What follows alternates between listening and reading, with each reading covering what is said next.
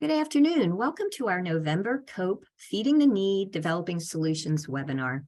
As always, we're so grateful that you decided to spend the next hour with us. Each month during our webinar series and seasonal conferences, we try to highlight concepts and projects and research and interventions that make a difference, that identify a need and find practical solutions to address that need. And today's webinar really is no exception. I think you'll leave today with an even greater insight and appreciation into the societal problem of weight stigma and what we as health professionals can do about it. Our webinar today is entitled Weight Stigma in Healthcare, Findings from Patients, Implications for Providers, presented by Mary Himmelstein, PhD, who I will introduce shortly. As healthcare providers, we are aware of the prevalence of weight stigma in society and healthcare settings and the detrimental effects this can cause. Today, we will learn even more about patients' perspectives on weight stigma and work on hearing about some new research and identifying ways to reduce the impact of weight stigma in our own practice and in our clinical settings that we come in contact with.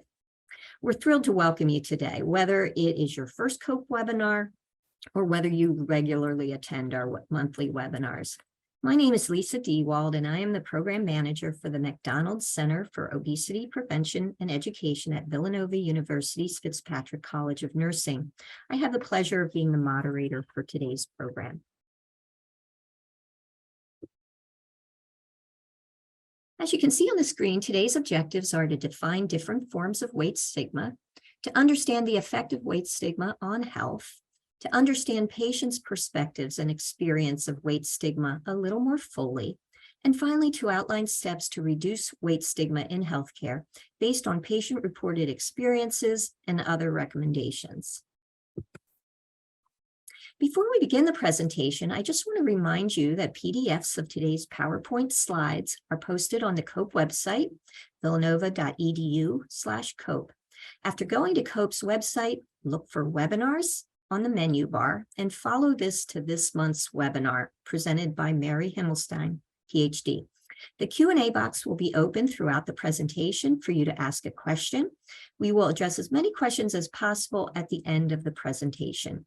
The expected length of the webinar is 1 hour, and the session, along with a transcript, will be recorded and placed on the COPE website within the next week. If you used your phone to call into the webinar today and want CE credit for attending, please just take a moment afterwards and email us at cope@villanova.edu and provide your name, and we will send you your CE certificate. A little bit about this continuing education credit details. Villanova University Fitzpatrick College of Nursing is accredited as a provider of nursing continuing professional development by the American Nurses Credentialing Center's Commission on Accreditation. Villanova University College of Nursing Continuing Education, COPE, is also a continuing professional education, CPE, accredited provider with the Commission on Dietetic Registration. Our webinar this month awards 1 contact hour for nurses and 1 CPEU for dietitians and DTRs. The suggested CDR performance indicators are listed on the slide, and the CDR level of this webinar is 2. Remember that you must attend the entire webinar presentation to receive continuing education credits. And while everyone is encouraged to complete a post-program evaluation to receive contact hours, all nurses must complete the evaluation. And now I have the privilege of introducing today's webinar speaker. We are thrilled to welcome Mary Himmelstein. Dr. Himmelstein is a social health psychologist and an assistant professor in psychological sciences at Kent State University and a recognized expert on weight stigma and gender. Dr. Himmelstein earned her MS and PhD degrees in social psychology and interdisciplinary health psychology from Rutgers University and completed a postdoctoral research program at University of Connecticut's Rudd Center for Food Policy and Health. She is an author or co-author on numerous peer-reviewed journal articles exploring topics such as weight stigma, patient-informed stigma reduction strategies, and self-perceptions and anti-fat attitudes and stereotyping of obese individuals, and is a frequent national speaker on weight stigma and related topics. While we were preparing for the presentation to begin, I just wanted to provide the following disclosure prior to getting started. There are no relevant financial relationships with ineligible companies for those involved with the ability to control content of this activity. The planners will review participant feedback to evaluate for real or perceived commercial bias in any activity. Credited status does not imply endorsement by Villanova University, COPE, or the American Nurses Credentialing Center of any commercial products or medical nutrition advice displayed in conjunction with this activity. And now I'm pleased to welcome Dr. Mary Himmelstein to our COPE webinar series, and she will go ahead and share her slides with you.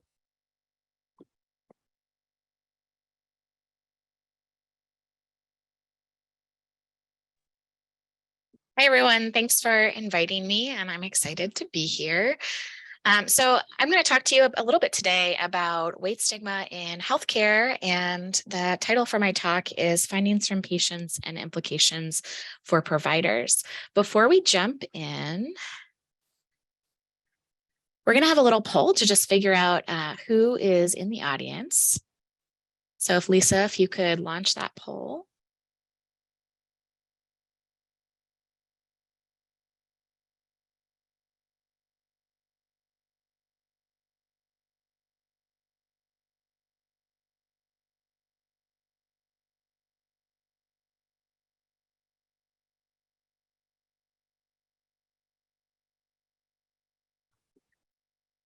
Excellent, thanks.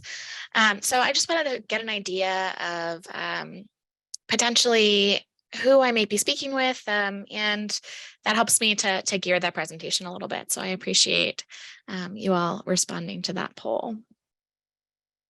All right, I'm going to go ahead and move on. Thank you, Lisa.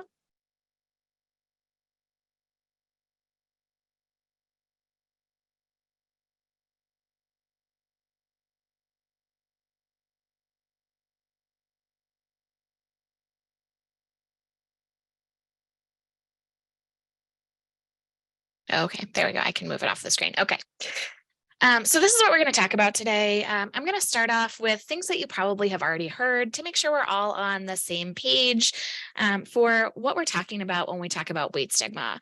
Then I'm going to go through a lot of different studies, some of them in some detail, but I'm happy to talk about any of them in more detail during questions if you have questions about individual studies. We're going to talk about what weight stigma impacts in terms of health generally, and then what patients report in sort of general healthcare and bariatric surgery experiences, and also in diabetes care. And then I'll just end with some suggestions for reducing weight stigma in your own practices. I'm also happy to talk about, they're not in my slides, what's been tested in terms of reducing weight stigma in the literature. Although, a spoiler alert, there's been a lot of things that have been tested in sort of experiments, and there's not a lot of things that show that it erases it particularly well across the board. So we won't have slides on that, but I'm happy to answer questions on that. So first, let's get started. And what exactly are we talking about? So when we're talking about weight stigma, what we mean is any kind of a negative social devaluation that's based on someone's body size or body weight. And weight stigma itself can lead to prejudice. When we talk about prejudice, we're usually talking about attitudes or judgments that are based on a person's body size or their body weight. This comes with stereotyping. So these are things like the idea that people with higher weight or people with overweight or obesity are lazy and lack self-discipline, that they don't have willpower, those sort of stereotypes that go along with obesity. And the discrimination refers to any unfair treatment or treating someone differently because of their body weight. In terms of who might be affected by stigma, we really see this across the board and transcending multiple demographic groups.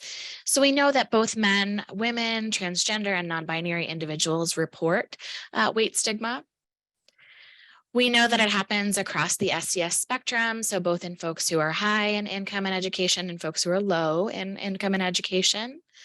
We see it across the age spectrum, so in kids and adolescents and adults. We also see it across diverse size categories and weight categories. And this is a little bit interesting because we typically think about weight stigma as something that's affecting people who have higher weight. We don't tend to think about weight stigma as something that affects people who have lower levels of weight. And we're actually going to talk about that in some detail in a study that I just finished conducting recently. You also see it across the racial spectrum. So in folks who identify as Asian, as Black, as Indigenous, Latinx, and white. And you see it in other countries as well. So not only as a problem here in the US or Canada, but also really around the world, particularly in westernized countries. In terms of how people might be affected, this is what I'm talking about in terms of we see reports of this really across that weight spectrum. So on the x-axis here, we just have different categories based on BMI for whether someone would qualify as underweight or healthy or normal weight, as overweight or as someone with obesity, and then how this breaks down in terms of gender. So men are in blue, women are in red, and trans and non-binary folks are in green. And I'm just reporting on the y-axis how many people in those groups are reporting weight stigma. And you see this kind of interesting U relationship where if you have underweight in the picture, you see people who are at levels of underweight reporting similar levels of weight stigma to people who have obesity. And we're going to break that down a little bit later in the presentation. Something that's interesting along the gender lines that not a lot of people know, this is becoming buzzier, but recent research has basically shown us that when we're talking about weight, for women, you still see that U shape if you have that underweight category in there.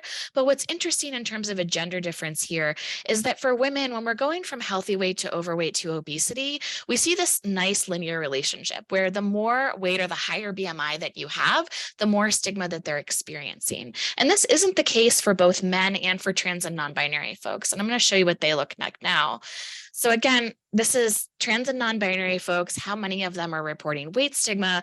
And what is interesting is, again, when underweight is in that picture, you still see that U, but you also see a U when you look at the difference in terms of percentages of people at healthy weight, at overweight, and obesity who are saying they feel stigmatized. And for men and trans and non-binary folks, what we see is that we actually see people who are at overweight reporting the lowest levels of stigma. And that's different than women. It's an important caveat to know about who's reporting weight stigma happening to them. How common is this? So weight stigma is pretty common. We see this in national samples hovering around 40%. Sometimes it'll be a little bit elevated depending on where we're sampling from, but generally around 40% of the population is saying this has happened to me at least once. And this is just how we assess this generally. It is a lifetime report. So have you ever been teased, treated unfairly, or discriminated against because of your body weight? And we just ask it in that neutral way, just about body weight, not about high body weight or low body weight. We see this across a ton of different life domains. So this definitely happens in social relationships, being teased or bullied, being shamed or excluded from social groups. You see this in educational settings with lower expectations and worse academic outcomes. Also, unfortunately, in teasing and stereotyping from teachers, particularly some of the highest rates coming from teachers come from physical education teachers, which then has like trickle down effects to people's enjoyment of physical activity and education in general. You definitely see differences in terms of employment. So people being less likely to be hired as a function of having higher weight, people being less likely to be put as sort of the forward-facing person in a company, like people who are in a receptionist position or the person you see when you first walk into the door. That's less likely if you are someone who has higher weight. You see lower levels of salaries, greater likelihood to be terminated from employment, and also certainly stigma from coworkers. We're going to talk in detail about stigma in healthcare settings today, but we see this in every kind of provider that is imaginable. So it's not just physicians or nurses. We see it really across the board. There's a whole list. Pretty much every kind of healthcare provider shows this bias in the same way that the general population does. And then we also certainly see this not in terms of interpersonal experience, but in the mass media and the way that people with high weight are portrayed in TV shows and films and on social media. We're also going to talk a little bit about weight bias internalization today. And so I want to make sure that I highlight exactly what I'm talking about when I say weight bias. So when we say weight bias internalization, we don't just mean that we're talking about anti-fat attitudes, those sort of stereotyping attitudes about I don't like people who have high weight. And it's not really about your body image either. So these are distinct constructs. It's not just someone who has high weight bias internalization necessarily has lower levels of body image. So this is distinct from both anti-fat attitudes and from body image. Weight bias internalization has 4 things that you need to be present in order to consider someone to have it. So first, you have to be aware that there are negative stereotypes about higher weight or obesity. 2, you have to believe in those stereotypes. So it's the idea that I know that there are stereotypes that people with high weight are lazy, that they're lacking willpower, and I have to have some belief in those stereotypes. The third step in weight bias internalization is you apply those stereotypes to yourself. So I think I am lazy. I think I lack willpower. And then the last part is you devalue yourself because of your higher weight identity. So I feel like I am lazy and I lack willpower and I don't like myself and my body because of it. So instead of acute interpersonal experiences with weight stigma, so that sort of teasing that might come from other people, internalization is similar, but it's coming from yourself. So devaluing yourself for your body weight. And this can occur without ever having an acute experience with weight stigma. No one ever has to call you fat or say nasty things about your weight in order for you to internalize these experiences. And that happens because of the culture in which we live in. Who's affected by weight bias internalization? We know this is a consistent gender difference, and specifically that women tend to be higher on weight bias internalization relative to men, and we have somewhat limited data on trans and non-binary folks. This tends to be highest in white women and lower in white men, in both Black men and women and Hispanic men and women. The results on Asian men and women are a little bit mixed, but often they tend to look like white men and women on internalization measures. We know just like experiences of weight stigma in women, it does tend to increase linearly as a function of your BMI. So you see higher levels, the higher that you go up on BMI. And we know that it's higher among individuals who have had those acute experiences of stigma. And we also know it's especially high in weight management samples or people who are seeking treatment for obesity. This is true both in clinical samples, so people who might be coming into your clinic are going to likely have higher internalization scores than just a general population. But this is also true for people who are just engaged in commercial dieting. So we see equally high scores in commercial dieters as well. In terms of how common weight bias internalization is, about 44% have what we would consider a mean level of weight bias internalization. It's a 7-point scale, and the mean on that in the general population is about 3. About 20% have high levels of WBI, which is about a standard deviation above the mean. And again, that's a 4 on that 1 to 7 scale. If you're looking at treatment-seeking samples, remember the general population tends to be about a 3 on this scale. Treatment-seeking samples tend to be in that high internalization group, so having a mean of 4.8 out of 7. And these are items like, I devalue myself for my weight. I don't think anyone could find me attractive because of my body weight. How much do you agree or disagree with agree being higher on the scale? If you look at this among treatment-seeking youth, so adolescents who, for example, might be attending a weight loss camp, and that's where this mean is coming from, they're even higher than the general treatment-seeking population. So they tend to be about 2 points higher than Gen Pop, which is concerning.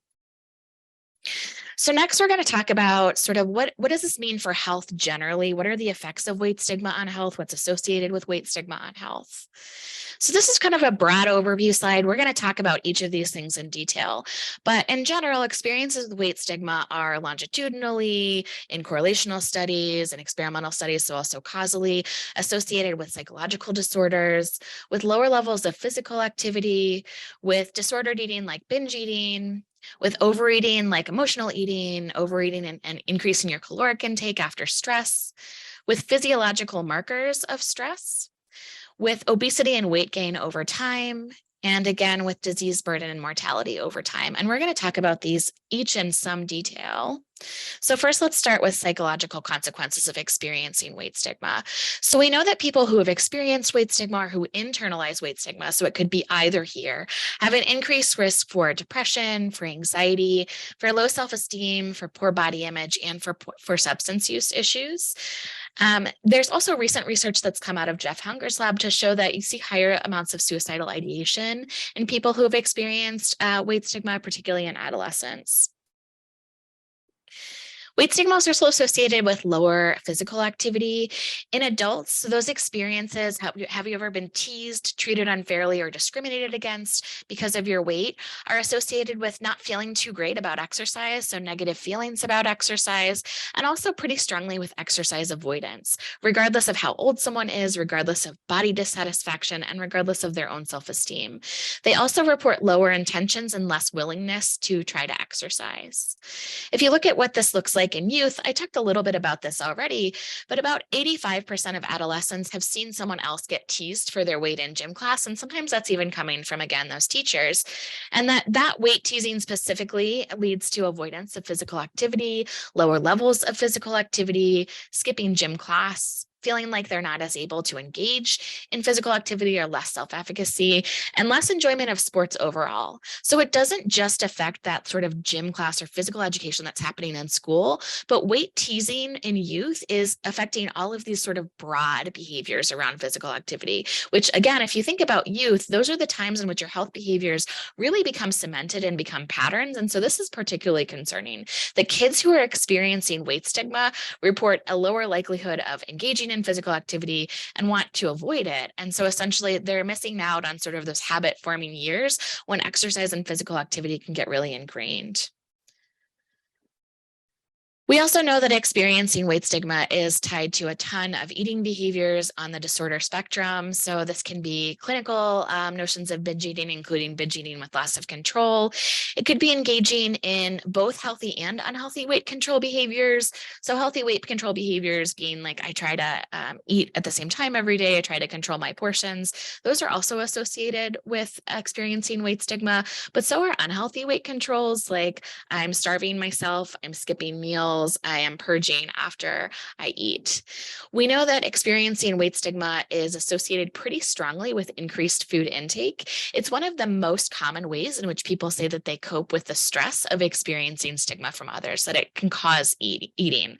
And we actually know from the experimental literature that if you expose someone to an acute experience of weight stigma interpersonally, or if you have them read about someone else who experienced weight stigma, you see folks who struggle with their weight eating more afterwards. So there is a causal connection between weight stigma and increased food intake. We also see it in a number of disordered eating patterns as well, in both community samples and treatment-seeking samples in adolescents and in adults. So I mentioned this a little bit already, but eating behavior is a really, really common way in which people cope with experiencing weight stigma afterwards. And the way we tend to ask these questions is, after you have been teased or treated unfairly or discriminated against for your weight, what tends to happen afterwards? And so these are looking at different kinds of eating. And people who say, well, afterwards I engage in a couple of disordered eating strategies, and we list specific strategies. It's a number of items, and disordered eating would be the subscale. And people who then feel badly about themselves afterwards, so either feeling badly or engaging in disordered eating, we're more likely afterwards, after those coping strategies, after those experiences of weight stigma, to experience a higher level of depressive symptoms, to report more, to feel badly about themselves, so having lower self-esteem. That's state self-esteem, not state trait self-esteem. So I feel bad about myself in this moment. Engaging in more dieting behavior, again, both healthy and unhealthy ways in which someone might try to lose weight, and have worse physical quality of life. And that physical quality of life scale, the worst physical health there, refers to items that often indicate disability. So it's things like I have a hard time going up and down stairs. I have a hard time being able to do everything that I want to do during the day. This is a different study that we've done on coping to kind of look at how coping strategies that are stigma specific. So after I've experienced weight stigma, I tend to do X, Y, and Z, and how that changes as a function of race and gender. And what we found is that Black women relative to white women are less likely to cope with stigma via disordered eating and via negative affect, but men are more likely to cope with stigma by overeating. That Hispanic women relative to white women are also more likely to cope with disordered eating, and that Asian women relative to white men and women are equally likely to engage in overeating, negative affect, and disordered eating after experiencing stigma. So there is a little bit of variation if you look at some of those intersectional differences as a function of race and gender, with perhaps Black women being a little bit buffered from disordered eating after stigma, and Hispanic women being perhaps at a little bit higher risk for disordered eating after stigma.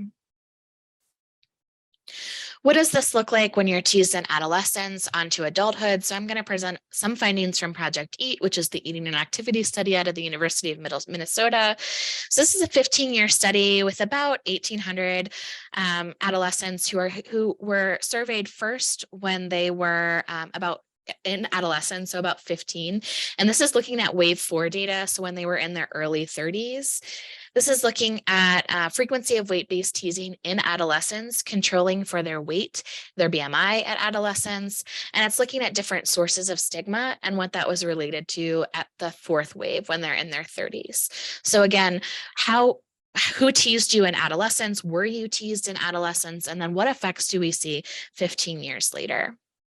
So this is looking specifically at eating to cope behaviors 15 years later. And these are things like I tend to eat emotionally.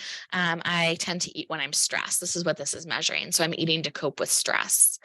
For women, teasing in adolescence from either family members or from peers is associated with increased odds 15 years later of eating to cope, of eating to comfort oneself, eating to avoid thinking about unpleasant things as a way to distract oneself, eating when they feel depressed or inadequate, engaging in unhealthy weight control behaviors, not having great body image, and obesity. So both sides of the weight spectrum here. So also associated with obesity, also associated with attempts to control weight that are tend to be thought of as disordered eating.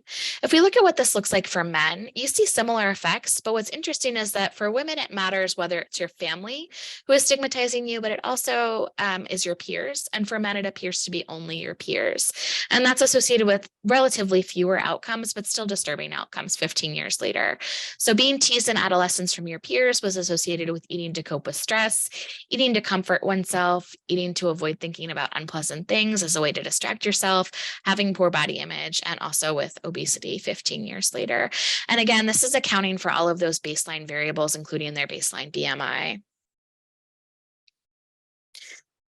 Weight stigma is also causally tied with physiological markers of stress, and this is looking at other physiological markers. So the higher your weight discrimination score, it's tied to higher levels of circulating C-reactive protein, higher blood pressure in general, higher levels of cortisol in general, as opposed to just in acute stress, and we're going to talk about acute stress next, and also higher levels of HbA1c. And all of these things are associated with an increased risk of cardiovascular disease, metabolic, and endocrine disorders as well. So weight discrimination is potentially putting people at risk for cardiometabolic disease beyond just the weight itself, to be clear. We also know that weight stigma will causally induce physiological stress. You can see the stress markers in the body after people have experienced these acute measures. And this tends to be worse for people who undergo a stigma-based rejection, an interpersonal rejection for their weight. So this is a study that I did as a graduate student.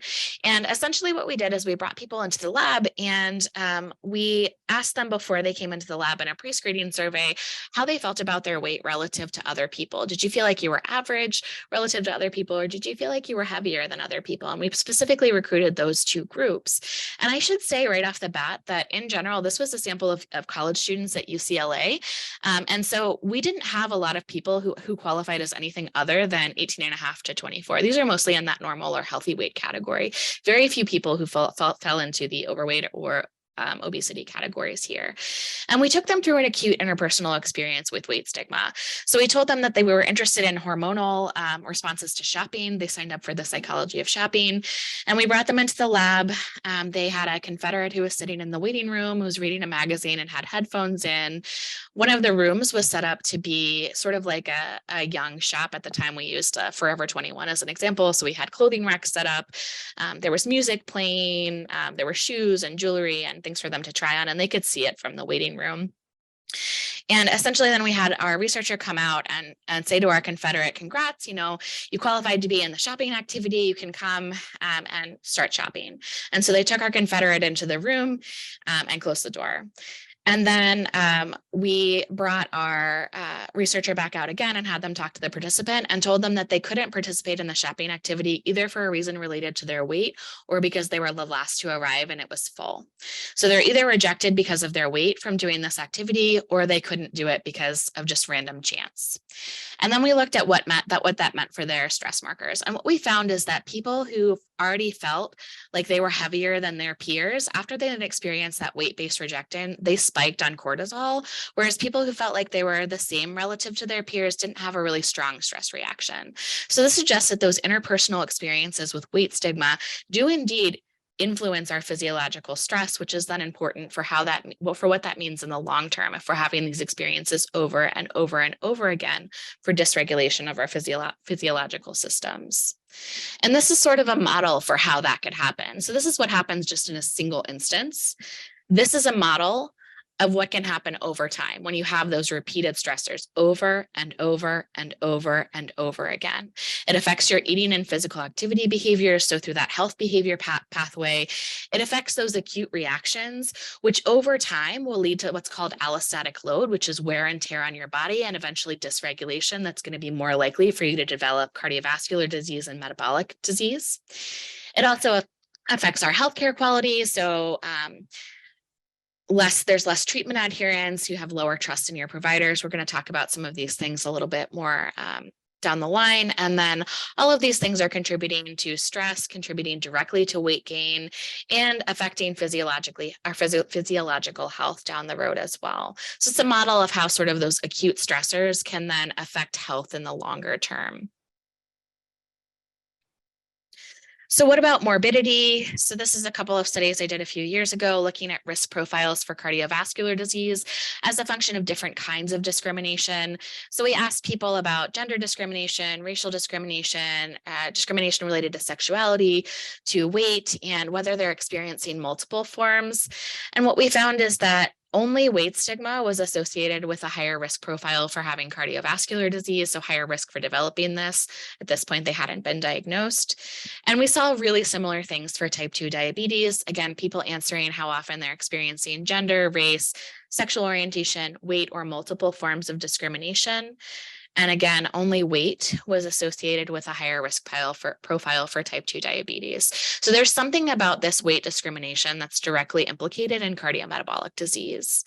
And what's interesting too is if you look at rates of diagnosis, we see really similar things. So this is looking at their odds of already having been diagnosed with cardiovascular disease as a function of the kind of discrimination that they've experienced. Weight was associated with a 2 times higher rates of being already diagnosed with type 2 diabetes, and this was people in their 30s. And for cardiovascular disease, a 1.4 times odds increase of already having heart disease in their 30s as well. And again, this is controlling for BMI as well. So I should actually mention all of the things that I'm talking about related to weight stigma are covariating out the effective BMI. So it's not just that these people are at higher risk for already having cardiovascular disease or type 2 diabetes as a function of their body weight. This is controlling for body weight and specifically looking at weight stigma itself as a risk factor, independent of body weight. So we've talked about generally what this looks like for health. Now let's talk about some experiences from patients. What are they reporting? So first, let's take a step back and talk about why patients might be reporting some of this. And If we're looking at medical education, I want to say Villanova is doing an awesome job at training their providers, their healthcare providers and their nurses on weight stigma. But this isn't the case across the country. And in fact, in most nursing programs and most medical education programs, there's not a lot of training on obesity medicine. There's not a lot of training on nutrition. But these are things that people will want their doctors or their healthcare providers to tell them about in appointments. So we know that physicians and healthcare providers aren't necessarily getting great training on obesity medicine unless they're specializing in something like nutrition and dietetics. We know that physicians and other healthcare providers, so this says for physicians, but this also generalizes to pretty much any kind of healthcare provider that you can think of. So it's nurses, it's dietitians, it's therapists, it's psychologists, it's psychiatrists, it's a ton of different healthcare providers. We know that these folks are just as biased as people in the general population against higher weight. We know from patients that this is the second most common source of weight stigma after their family. So when we ask people, who are you experiencing stigma from?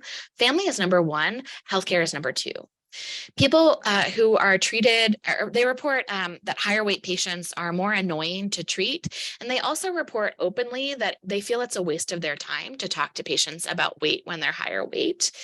And they tend to spend less time in appointments and less time on counseling patients with higher weight as well.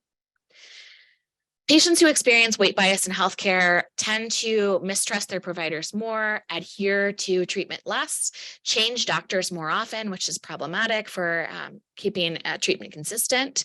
They're likely to avoid subsequent care, and that only serves to further inequities as a function of weight in terms of healthcare. There's also a significant percentage of patients who report being misdiagnosed because their providers only looked at weight as the primary issue and didn't look for other potential causes of what they were presenting with in a healthcare visit. And I'm not going to say this is a huge amount of people, but it's a pretty it's bigger than zero. It's not none. And in fact, some of the stories about that misdiagnosis are horrifying. Things like missing cancer, things like missing autoimmune disease, things like missing slip discs and back. And I'll give you an example of these from a patient sample that I recently collected. But that misdiagnosis is a really, really big deal because it means that they're then waiting even longer for care. There's a patient in Canada who talked about essentially missing a lung cancer diagnosis because when she presented with problems breathing to her doctor just told her that it would be easier for her to breathe if she lost a little bit of weight and didn't do any other tests. She ended up in the ER where they finally did x-rays, and she ended up losing her lung because of the delay of care that she received from not receiving that diagnosis, because that doctor only said, this is happening because of your weight, and didn't bother doing any other tests to see what might be causing her breathing issues. And that's not a super rare story. There are a lot of stories that are like that. So this is some data that I just finished collecting. So this is a sample of about 1,100 cisgender women. We'll also be doing this study in cisgender men and in trans and non-binary folks coming up in the next 6 months as well. But this one is just cisgender women. They're about 47. This was collected to be census match. So we can't say that it's representative of the population at large. It's as close as we can come though. So those are just the demographics that I'm presenting there. We asked them about stigmatizing situations that they might have experienced in healthcare, and I'm going to present the top 5. And so in this all column, it's going to be everybody, and then also as a function of BMI classes. So underweight, healthy or normal weight, overweight, and obesity. So the biggest one, the thing that most people reported, the most common experience in healthcare, was having your provider say that their weight was a problem, even when they felt like they were in good health. About 30% of people saying they'd experienced this in healthcare, with that getting more likely the higher your BMI. And again, you'll see that U-shape there, right? Higher levels at underweight relative to healthy or normal weight, higher levels at obesity as well. Second would be a healthcare provider recommending a diet, even if you didn't intend to discuss weight loss. Same pattern there. A healthcare provider blaming an unrelated physical problem on their weight, about 27% of people saying that's happening to them. That healthcare professionals made assumptions about their eating behaviors based on their body weight. So assuming that they were overeating, eating junk food, or binge eating because of their weight. And then having doctor misdiagnose you, 16% of people had experienced a misdiagnosis overall that was related to their weight, and 23% of people with obesity had experienced that before. So almost a quarter of patients. So this is asking them to think about their most recent stigmatizing experience. And anytime that we use the word stigma, we don't necessarily assume that people know what that means. And so we typically give them a definition on the same page. So that's what that asterisk is saying there. So this is thinking about your recent experience with your healthcare provider. If they counseled you on weight, how much did you agree with the weight recommendations that they provided? So this is only looking at people who said, yes, in my last visit, I experienced stigma and there was some weight counseling involved. And how much did you agree afterwards with their weight counseling recommendations? And then we asked them, how much do you think that you're going to follow those recommendations? Patients who said they disagreed with weight counseling were less likely to follow all of the recommendations, not just the ones that were weight specific. And that accounted for about 20% of the variance and adherence behavior in the sample.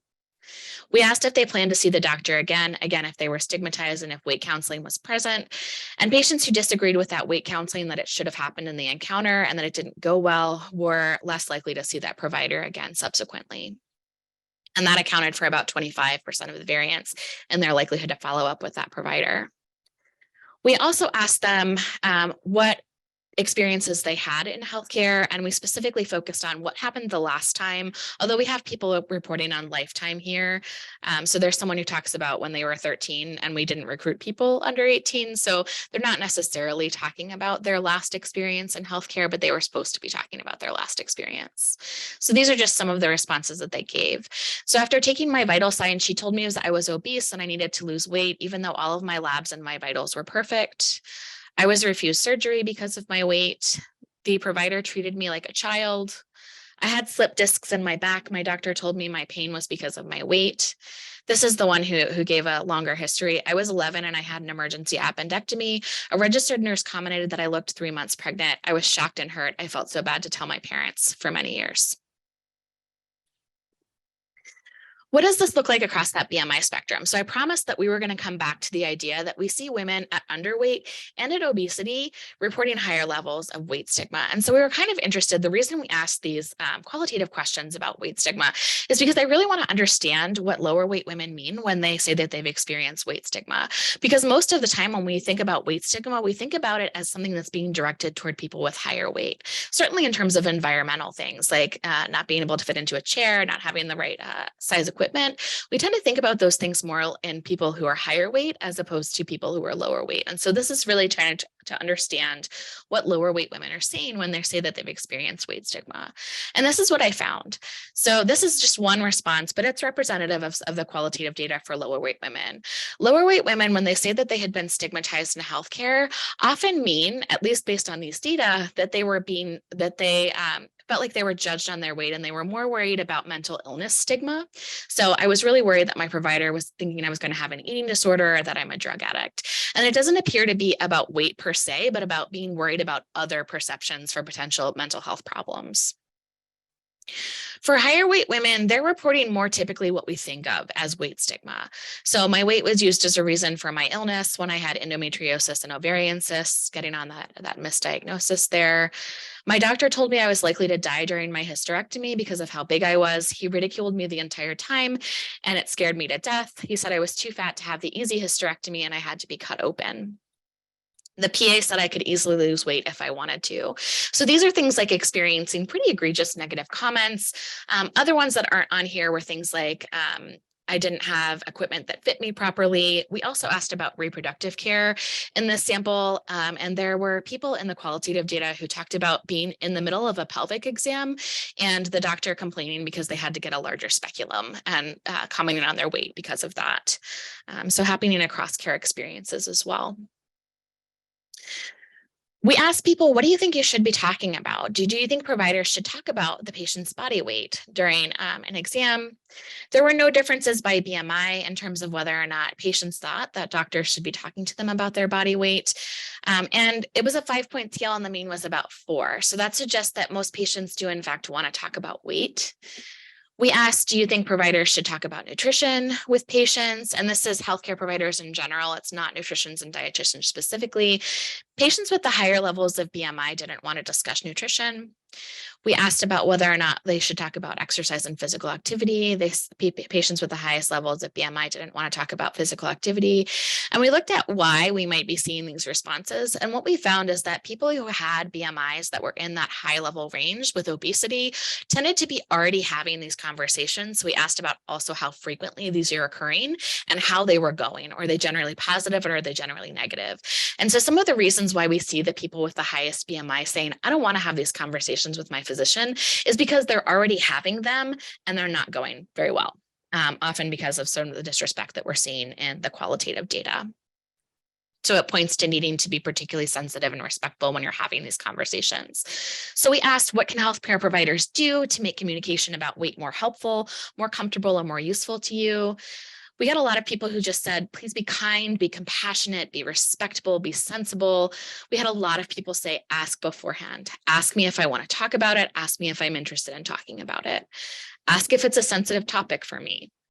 Be more compassionate, be more empathetic. Help me with the plan. Help me with weight loss that's sustainable. We also had people asking for them to help to set healthy weight goals. Helpful tools for nutrition is something that patients reported wanting. And some people said, since these conversations can be hard, maybe if I'm not ready to talk about it right now, sending me home with something that I can read in the privacy of my own home. That's not shaming, I should say. What does this look like in bariatric surgery? I'm going to go a little bit quickly through this because it's just a literature review. This is a paper that we just did to review the literature on stigma and bariatric care. We know stigma for people who aren't in bariatric care, about half of Americans at any given time are trying to lose weight in the last year. In behavioral weight loss studies, you have about a third of folks who regain that weight within that first 12 months, with nearly everybody regaining within 5 years. This isn't to say that there aren't people who aren't able to ever maintain weight loss. I'm not saying those people don't exist, but for most people, behavioral weight loss tends to then rebound. In bariatric surgery, you see a little bit better outcomes than you see in the behavioral weight loss literature, of about 20 to 30% of body weight that's maintained over about 5 years. The problem with this estimate for about 5 years is that, one, there's not a lot of long-term studies, and a lot of these studies are really, really riddled with loss to follow up. And we know that the people who are most likely to follow up are the people who are able to maintain that weight. And in fact, you're likely to drop out when you regain. And part of that is because of shame from weight regain. And we also know that patients tend to blame themselves after they're regaining weight after surgery. Why do we see regain? Part of it is people really struggling to follow strict dietary guidelines after bariatric surgery. So they talk about complications in terms of social situations, work situations, and family demands. So any kind of stressor enters that situation, and I have a harder time sticking to my diet. Problems in socializing with family and friends while being able to maintain the diet. People talked about being able to go out to eat, for example, and maintain the diet that they needed to maintain. Problems in maintaining the diet in the food environment that wasn't necessarily conducive to picking healthy choices, and struggling with just being really hungry. Providers often will view regain as a failure to commit to healthy lifestyle, which comes across as stigma to patients and makes patients feel unsupported by health professionals after bariatric surgery. Both stigma and weight bias internalization are associated with avoiding healthcare and disordered eating generally.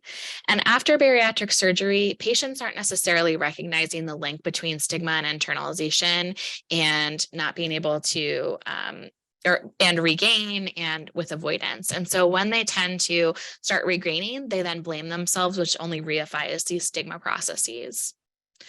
There's mixed evidence for whether or not stigma and internalization actually predict weight loss.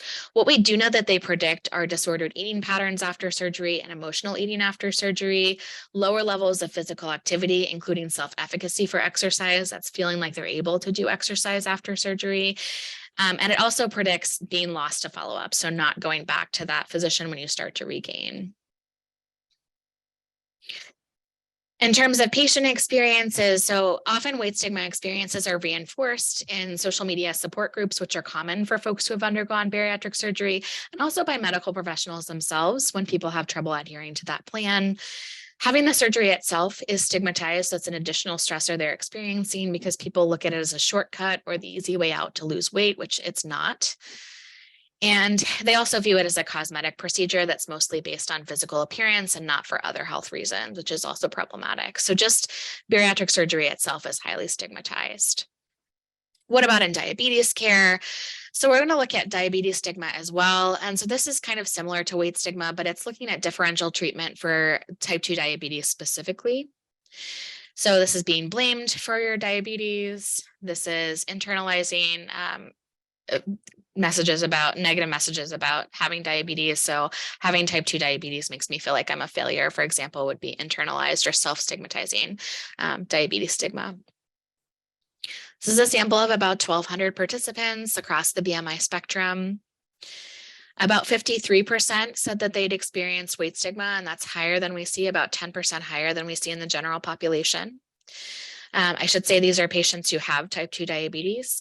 About 44% said they felt judged by a doctor for their body weight, which is 2 times higher than a general sample of people with higher body weight. So higher body weight so having type 2 diabetes means people are reporting more judgment.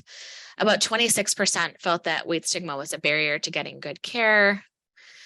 And we did see lower weight bias internalization scores, lower than the general population, and also lower than people who are seeking weight-based treatment. Weight stigma and diabetes stigma are pretty correlated. So around, I want to say 0.5 or 0.6, but they're not completely overlapping, and there were unique contributions to both health behaviors and healthcare behaviors. What's important is that SES didn't appear to be buffering at all for weight or diabetes stigma in terms of how that affected their outcomes for distress. Weight bias internalization and self-stigma both independently predicted distress about diabetes, which suggests that blaming yourself for your weight or for your diabetes may contribute to elevated emotional distress that's related to having diabetes and less perceived ability to manage their care adequately. We didn't see diabetes or weight stigma being associated with diabetes-specific care. So it was actually associated with more care, which could potentially mean that they had more complications, and we couldn't tease out that relationship. Both of them were independently associated with both binge eating and eating to cope with stress, diabetes stigma and weight stigma. So what can we do about this? Some of this is a review from one of the prior seminars on this topic, but it's similar kinds of things. What can we do to improve healthcare delivery and clinical practice? What do you do with this information? How should you talk to patients? Should you talk to patients? How do you reduce weight bias in clinical care? So first, be aware of your own attitudes. Your own attitudes and biases can come across in the body language that you're using with patients, the tone of voice that you're using with patients, your facial expressions, your gestures. All of these nonverbal cues can come across based on how you feel about body weight. So know what your biases are and be upfront about them. You don't necessarily have to tell patients that, but be aware that you have these and think about how they might be impacting your nonverbals. Learn about your causal beliefs about obesity. We know that when people think about obesity as being strictly behavior based, as being occurring because of a lack of self-disciplines or because of only poor eating and poor activity, that's associated with increasing stereotyping and weight stigma. But that if you think about biological and genetic and environmental contributors to obesity, you see reduced stigma and a better understanding that obesity is a complex disease. Among patients with higher body weight, thinking about biological, genetic, and environmental causes also reduces self-stigma for them and increases self-efficacy for behavior change. Think about what you have around your practice, so making sure that you have equipment with proper stability and weight capacity to handle high weight patients. This is beds, this is wheelchairs, this is exam tables, that it's going to support your patients regardless of their body weight.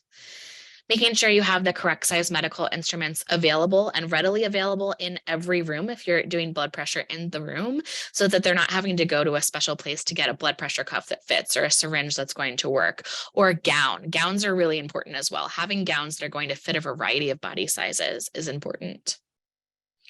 Making sure that you have well-configured hallways and restrooms so that people are able to get in and out without bumping into things, without feeling like they're going to need help getting around obstacles, for example. Making sure that your waiting room has a variety of sturdy and armless seating options so that you have people who can fit into your seats based on their across body weights. Thinking about communication is really, really important. So the research basically shows that people want weight neutral language. Even the term obesity is not something that most people would rate as neutral based on sort of general population evidence. Rebecca Poole just had a great systematic review on this. People prefer terms like weight. It's also super, super nuanced though. So different people prefer different terms. And so asking what language preferences people want to use, asking if it's okay to even talk about weight, asking what their goals are. Do you even want to lose weight? I mean, I wouldn't put it like that. I would say, are you interested in weight loss? Can we talk about your weight today? If we're going to talk about your weight, what language could we use? Thinking about the moral tone that you're using for words. So here are some examples. So instead of saying things like making excuses, talk about strategies to minimize triggers. Instead of talking about discipline or self-controls, think about ways to practice healthy habits as part of daily routines. Instead of talking about cheats, talk about challenges or difficulties and staying on track. Instead of saying resist temptation, think about emotions that interfere with eating. Instead of using words like overindulge, talk about ways to feel satisfied. So thinking about sort of the moral tone of your language can be important as well on how you're talking to patients. So the takeaways from this is to prioritize behaviors and health outcomes and quality of life rather than just body weight. Removing that, we're going to focus only on the weight and the number on the scale is not super helpful for patient. Instead, think about those health behaviors you want them to be practicing. If you want them to eat more fruits and vegetables, if you want them to eat less processed food, if you want them to make more food at home as opposed to going out to eat, think about those health behaviors. If you want them to exercise more, focus on getting them into a regular exercise routine. Think about their quality of life as opposed to just focusing on their body weight. Often what we find is when you're not focusing on the body weight, when you focus on the health behaviors, you have better outcomes than if you just focus on trying to get to a particular weight. If you talk about weight, use neutral words and ask patients permission as well as their word preferences for weight. And if they don't want to talk about weight, don't talk about weight. If you're working with families, ask about how weight is used at homes. There's a lot of research to suggest that the way that parents talk about weight with youth influences how they feel about their own weight. You can, if you have time, assess for experiences with stigma. These are the questions that they use. You can ask them when it happened, how it made them feel. That's really going to depend on the time that you have in the appointment. You could assess for internalized stigma. These are useful for understanding what other risk factors your patients might be experiencing, as opposed to trying to deal with these things directly. So understanding that when you experience weight stigma or when you have higher levels of internalized weight stigma, you're at greater risk for disordered eating. You could ask how patients cope, remembering that eating is one of the most common ways in which people cope, and then potentially talk to them about other ways that they could cope after they're experiencing stress, when they're experiencing weight stigma specifically. And so trying to brainstorm, like, what else could we potentially turn to that's going to be just as satisfying for you in that moment that's not necessarily food. And I apologize for being a little bit over, but I am happy to take questions, although I believe that Lisa has some other things we need to talk about before we do that.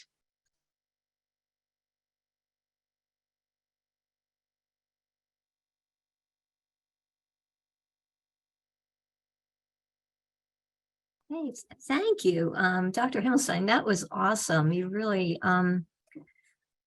gave us all just additional tools for our toolbox, additional sensitivity that we are working on, but can improve. And I really appreciate the new research that you're doing that helps bring to light some of the issues that regarding weight bias internalization. And one of the things that came up to me was just the impression that I had was just the difference, just being kind, empathetic, sensitive, and in your conversations, what a game changer that is. And working to improve empathy and sensitivity in healthcare providers, in phys ed teachers, in other professionals, professional groups is really a great strategy. So thank you for all your work you're doing with that. I did want to just mention that look for at the in the next week, you will receive an email containing a link to an evaluation. So please give us feedback on this presentation, give us suggestions for going forward. We encourage your feedback. Remember that nurses must complete the evaluation before receiving a CE certificate. And once we do process your attendance, you will receive a certificate used at the email address that you used to register for the webinar. I'm just going to ask you, I know we have a few questions here, but only time for probably one. Dr. Himmelstein, what percentage of healthcare providers avoid addressing weight altogether? And perhaps you mentioned that somewhere along the line, but it really struck me and probably other attendees that patients really want to talk about their weight. If it was like 4 on a scale of 5. So I'm just wondering what percentage of healthcare providers have conversations versus don't have conversations. So I don't have great data on the numbers. I can tell you from anecdotally, so I don't actually have data on this, that it's a lot. Don't talk about weight. And part of the reason is because when we do ask providers about this, they don't necessarily feel qualified to do it because they don't have the training, right? So they're not getting any information on nutrition, and they have the same biases that everyone else. It's not calories in, calories out, but that's what we're taught to believe. And so they don't necessarily have information they're getting in their medical training about that. So I don't have a great percentage on what number of providers are avoiding the topic, but I would say a fair number. Yeah, and it's just definitely an opportunity and a need out there. I do see that one of our attendees said that there are sensitivity modules that are being used, for instance, at Penn State hospitals. That's great to hear. To help with those conversations. So Yeah, there is work being done with conversations around weight. Yep.